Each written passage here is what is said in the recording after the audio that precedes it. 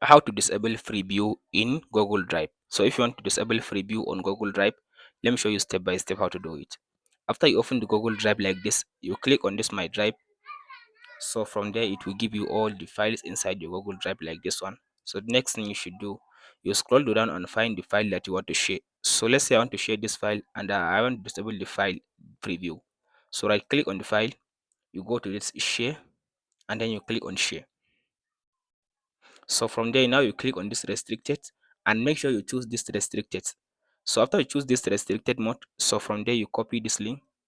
After you copy this link, you click on this done button. So from there, now if you share the link of this file, the person cannot be able to do anything with the file except the person you give him like permission. So now let's say if I open the link in a new tab in my browser like this one. So if the person like click on the link, it will give him this option. You need access like this one. So now the person has to write some like messages for you. And if the person click on this request access, so from there the message will be sent to you in your Gmail account with the email address of the person. So if you can, like, you can give the person access to view the file or to edit the file or to be editor of the file. And that's it guys on how to remove preview in Google Drive. If this video helps, like and subscribe. We'll meet in the next one.